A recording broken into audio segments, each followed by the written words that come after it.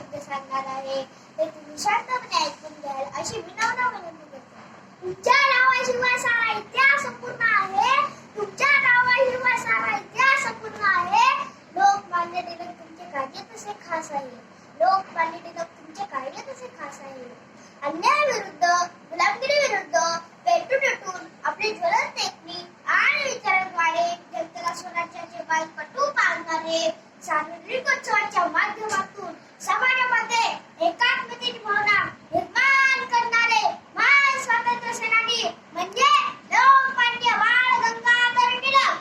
लोकमान्य टिळक यांचा जन्म 23 जुलै 1856 रोजी रत्नागिरी जिल्ह्यातील चिखली या गावी झाला. त्याचे मूळ नाव केशव असे होते. बाळ हे त्यांचे टोपण नाव.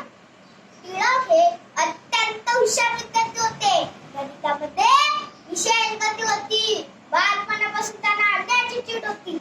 स्वराज्य हा माझ्या जन्मसिद्ध हक्क आहे आणि तो मिळवणारच अशी सिंह गर्जना त्यांनी केली.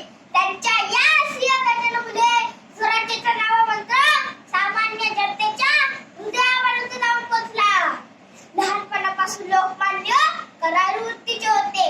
एखादी चुकीची गोष्ट लागली असता ती मान्य न करता, अन्याय सहन न करता त्याविरुद्ध सडेतोड बोलणे, परखडपणे बोलणे हा त्यांच्या स्वभावाचा गुण होता. कारण चूक नसताना चूक मान्य करणे हा त्यांचा मोठा गुण आहे. म्हणून अन्यायाविरुद्ध लढा हा त्यांच्या लहान वयातच दिसून येतो. तेथून पुढे ते जाणवादी बनले. इसवी सन 1877 साली त्यांनी डेक्कन महाविद्यालयातून पीएचडी पदवी प्राप्त केली. इसवी सन 1885 मध्ये फर्ग्युसन कॉलेज चालू केले. 1917 साली टिळकांनी प्रतियोगी सहकारितेची संकल्पना मांडली. जनजागृतीकरता टिळक व आगरकर यांनी मराठा व केसरी ही 2 वृत्तपत्रे चालू केली. लोकांमध्ये एकात्मतेची भावना निर्माण व्हावी या हेतूने सर्व गणेशोत्सव आणि शिवजयंती उत्सवाला सुरुवात केली. लोकमान्य टिळक हे प्रखर पत्रकार, थोर समाजसुधारक, स्वातंत्र्य सेनानी, राष्ट्रीय नेता, संस्कृत भाषेचे पंडित आणि विद्वान शिक्षक होते. लोकमान्य टिळकांची प्रियता एवढी वाढली होती की भारतीय जनतेने त्यांना लोकमान्य ही पदवी दिली.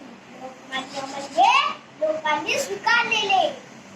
कोणाची न अवलंबता आपले मत परखडपणे मांडण्याची ताकद त्यांच्याकडे होती. आपल्या लेखणीतून त्या ब्रिटिश सरकारविरुद्ध टीका करत त्यामुळे त्यांना अनेकदा तुरुंगवास भोगावा लागला. पण तरीही ते आपल्या ध्येयापासून दूरपर्यंत मागे हटले नाही. बरोबरच लोकमान्य टिळक हे नाव ऐकल्यावर आजही अभिमानाने भरून येतो. असे तेजस्वी कार्य त्यांचे आहे. 1 ऑगस्ट 1920 रोजी लोकमान्य टिळकांनी देह ठेवला. पण त्याच्या तेजस्वी कार्याची गाथा आम्ही आपल्याला प्रेरणा देते. जगण्याची उंची करते शेवटी एवढंच म्हणेल. नाव ओठावरती येता वाटा आम्हा स्वतः अभिमान. नाव ओठावरती येता वाटा आम्हा स्वतः अभिमान. टिळक तुमच्या कार्याला नेतृत्वाचा प्रणाम. टिळक तुमच्या कार्याला नेतृत्वाचा प्रणाम.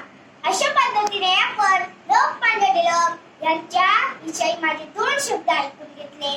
त्याबद्दल धन्यवाद आणि पुन्हा एकदा लोकमान्य टिळक यांना शक्तिशाली